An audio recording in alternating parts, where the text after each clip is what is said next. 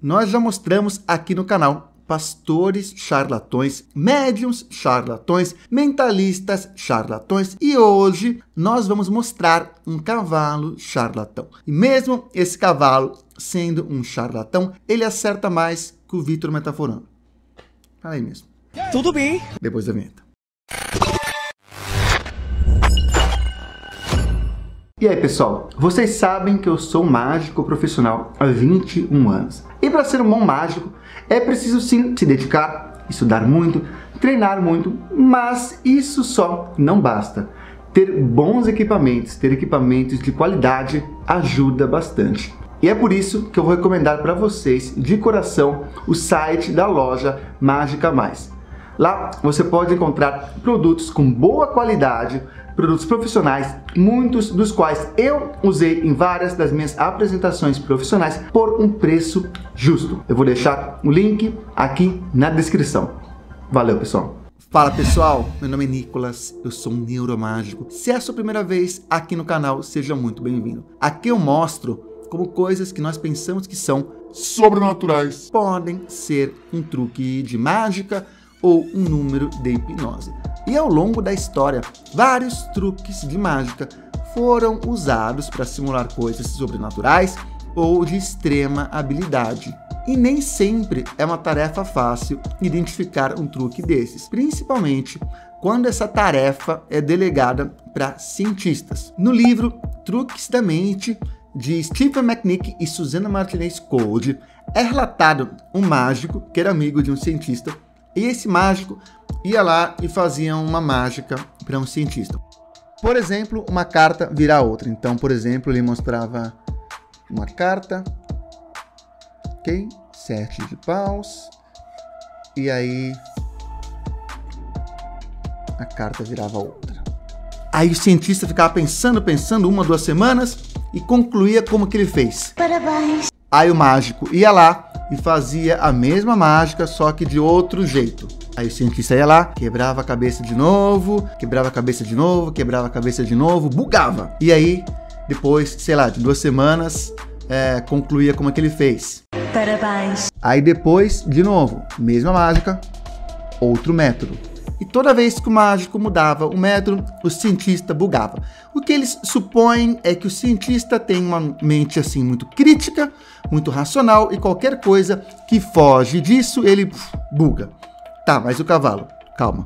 No início do século passado, na Alemanha, um treinador de cavalos e matemático fazia sucesso com um show um tanto quanto incomum. O nome desse treinador era William von Osten. E basicamente, ele tinha um cavalo que, como é que eu vou dizer? Ele demonstrava habilidades que nós esperávamos encontrar apenas em seres humanos. Pelo menos em alguns seres humanos. Ah, bom. Esse cavalo recebeu o nome de cavalo Hans, que significa sábio, inteligente. E esse cavalo, entre várias coisas, ele conseguia, supostamente, contar. Mas isso não é possível! Como é que funcionava? Alguém ia e fazia uma conta, ou falava para ele uma conta. 2 mais 5. E aí o cavalo fazia, ele batia 7 vezes o casco no chão. Nem sempre a pergunta tinha que ser matemática, tá? Podia ser alguma outra coisa, mas a resposta dele era sempre com batidas. Por exemplo, você poderia perguntar: qual desses objetos é o óculos? O 1, o 2, o 3. Aí ele bateria 2 vezes, certo? As perguntas podiam ser sobre vários assuntos, mas ele sempre respondia batendo o casco. E claro que mesmo que cavalos sejam animais inteligentes, isso daí já era um pouquinho demais, certo? E ninguém considerou que seria uma fraude porque o cavalo não respondia só ao seu treinador. Ou seja, alguém que nunca teve contato com o cavalo poderia escrever num quadro 3 mais 3 e o cavalo respondia com 6 batidas. Acertou, miserável. Ou seja, não era que o cavalo teria ensaiado uma sequência de respostas.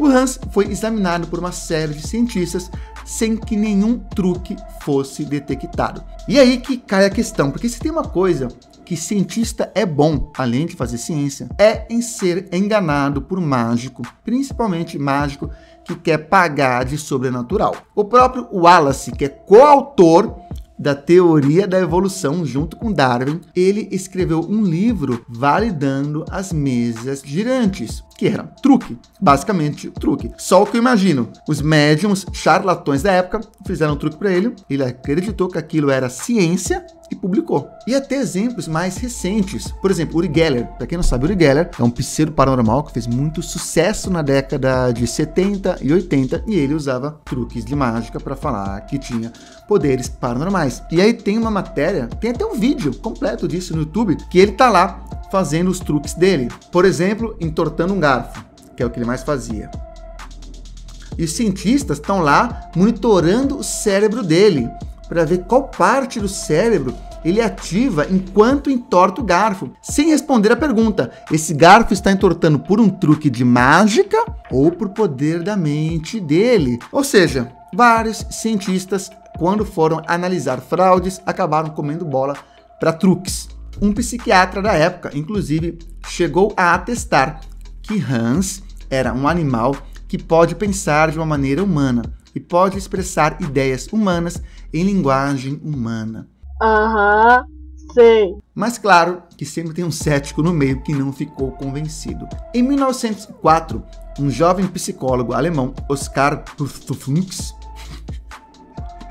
é assim que escreve, ó, se interessou com o caso e decidiu realizar alguns experimentos mais profundos. Ele supunha, e supunha bem, que algum detalhe deveria ter passado desapercebido. E a palavra aqui é controle, tá? Controle. Por exemplo, eu tô lendo agora esse livro aqui, tô num grupo de estudo, inclusive um livro chamado Crenças Extraordinárias.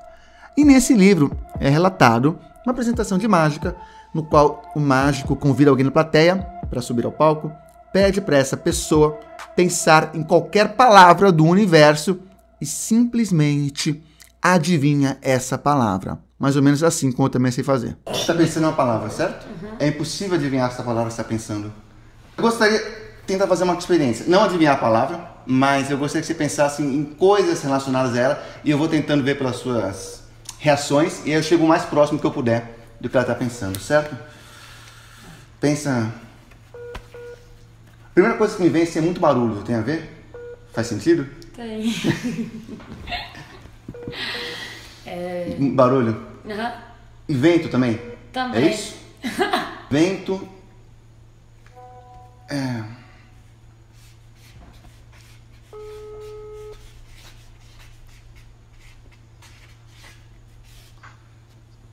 É uma coisa feita para facilitar a vida das pessoas, para ser mais rápido. Faz sentido isso?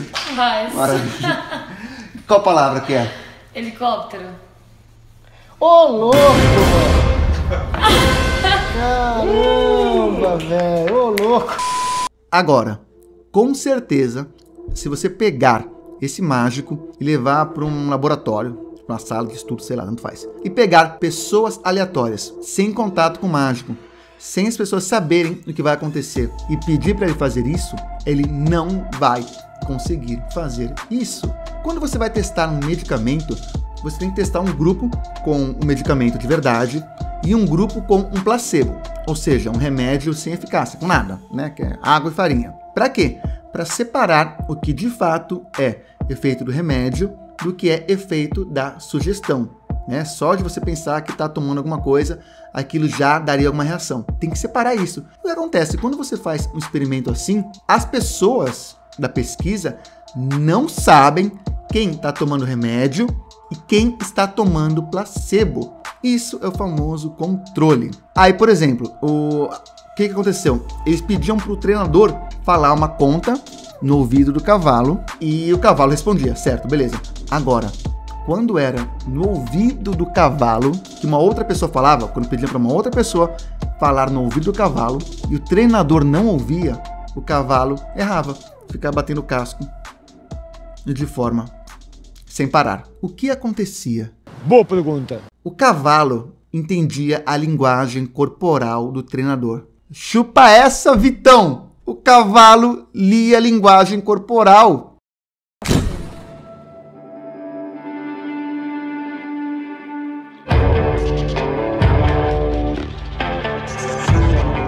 Nossa, que bosta! Nem cavalo lia a linguagem corporal. O treinador, ele treinou gestos no qual o cavalo parava de bater o casco. Ou seja, o cavalo começava a bater. Quando chegava no número certo, o treinador fazia um pequeno gesto, imperceptível, e o cavalo parava. E o gesto, tá? Eles supõem aqui mais de um gesto, mas tem um aqui que ficou muito camuflado, que seria o seguinte: o treinador fica olhando para baixo, olhando para a pata do cavalo, né? E quando chega no número certo, por exemplo, 5, ele bate lá, 1, 2, 3, 4.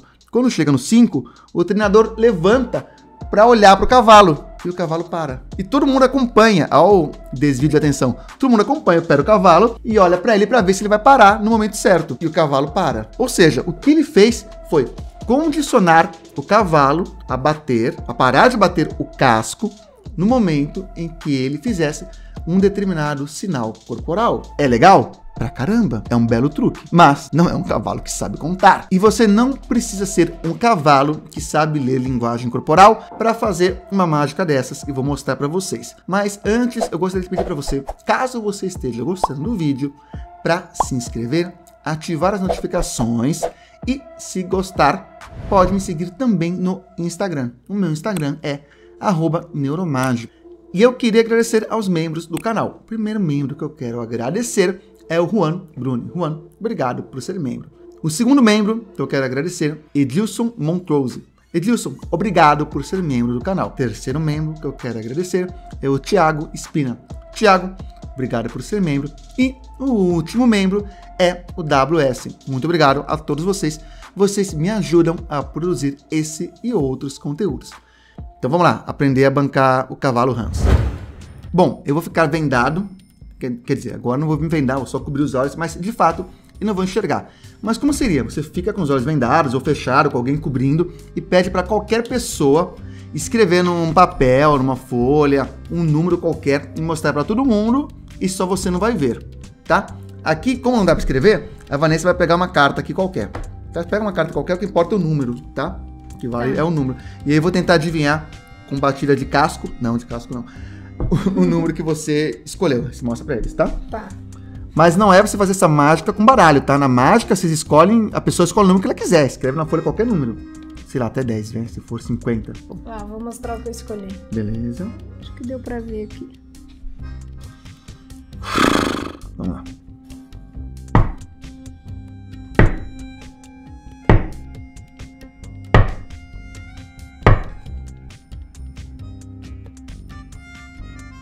Foi isso? 5.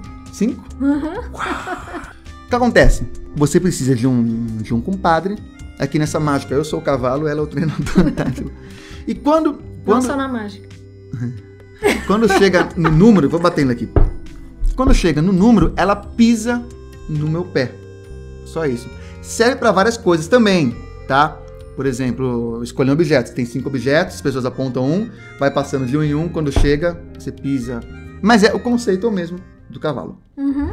Conclusões. O talento de Hans para a matemática não existia, mas o seu entendimento da linguagem corporal era excepcional. Segundo o primatólogo Frans de Waal, essa, creio, é a base de uns insights mais importantes dessa história. Mesmo que outras espécies animais não tenham as capacidades mentais que algumas vezes atribuímos a elas, isso não significa que elas não sejam capazes de proezas cognitivas impressionantes. Afinal de contas, quantas pessoas seriam capazes de compreender a linguagem corporal dos outros tão bem quanto Hans? Bom, uma outra coisa que a gente aprende com essa história é o que está no livro do Carl Sagan, né? Alegações extraordinárias exigem evidências extraordinárias. E também aprendemos a tomar cuidado com o viés de confirmação. Se você já vai observar essa situação esperando confirmar que o cavalo sabe fazer conta, é muito provável que você seja enganado por essa ilusão. E a última dica é o que acrescento. Quando for desmascarar essas coisas, convida um mágico. É a mesma coisa de você ir ver uma gravação de áudio de uma fita esperando ouvir as vozes dos mortos. Você acaba ouvindo por esse viés de confirmação e por outras coisas que eu explico nesse vídeo aqui, beleza? Mas continue seguindo aquele que veio do céu, não saiu da moita, mas deixou uma mensagem positiva e com certeza também era alguém falando por trás dele, provavelmente o próprio Urânio. Tô falando, claro, do ET Bilu. A mensagem dele é: busquem conhecimento.